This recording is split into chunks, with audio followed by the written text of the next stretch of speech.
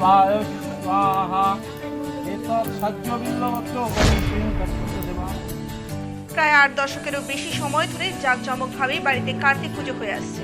শুরুটা জলপাইগুড়ির জফরি তালমার এলাকার বাড়ি থেকে হলেও 1974 সাল থেকে জলপাইগুড়ি পুরসভার 1 নম্বর ওয়ার্ডের ইন্দিরা গান্ধী কলোনি এলাকায় দাস পরিবারের এই কার্তিক পুজো অত্যন্ত নিয়ম নিষ্ঠার মধ্য দিয়ে করা হয়। শনিবার রাত পাড়া প্রতিবেশীদের উপস্থিতিতে সমস্ত নিয়ম রীতি মেনেই পুজো অনুষ্ঠিত হলো। পরিবারের প্রবীণ সদস্য মঙ্গল দাস বলেন, প্রায় 86 বছর ধরেই পুজো হয়ে আসছে। শুরুটা হয়েছিল জহুরি তালমার বাড়ি থেকে, তারপরে এখানেই প্রতি বছর নিয়ম করে পুজো করা হয়। বেশ কিছু নিয়ম রয়েছে পুজোতে। পুজোর 3 দিন আগে থেকেই নিরামিষ খেতে হয়, রয়েছে সংযম রাখার নিয়মও। মূলত বংশের উন্নতি ও সুখ সমৃদ্ধির জন্যই এই কার্তিক পুজোর আয়োজন। পুজোতে ভোগের ব্যবস্থাও রয়েছে, এখানে কাঁচা সন্দেশ ও ফলের ভোগ দেওয়া হয় বলেও তিনি জানান। উল্লেখ্য, পারিবারিক পুজো হলেও প্রতি বছরই অসংখ্য মানুষ এই পুজোতে অংশগ্রহণ করে।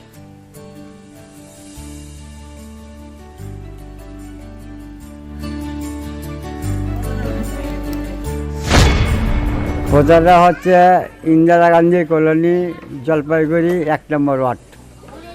কি পুজো এটা? কার্তিক পূজা। কতদিন থেকে করে আসছেন এই পুজোর ইতিহাসটা একটু বলবেন? আজকে আমার এটা 86 বছর বয়স।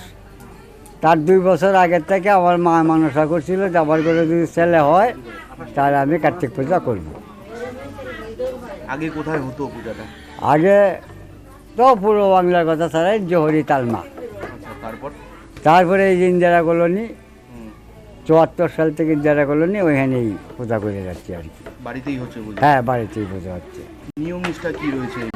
নিয়ম নিষ্ঠা কার্তিক পূজার 3 দিন আগে থেকে নিরামিষ খাইতে হয়, সংযম করতে হয়, এবং 5 দিন পরেও ওই যে ঘরের চাউল থাকে, 3টা ঘর থাকে, ওরা তো চাউল দিয়া পরের দিন পারনা হয়। ওই পারনার প্রসাদ মানে আত্মীয় স্বজন যারা আছে সবাইকে দেওয়া হয়, বিলি হয়। ওইটি হলো পূজার 1 নম্বর নিয়ম। আর দ্বিতীয় কথা হলো 3টা ঘর থাকে, একটা ঘিয়ের বাতি, এটারে বলে ধর্মঘট।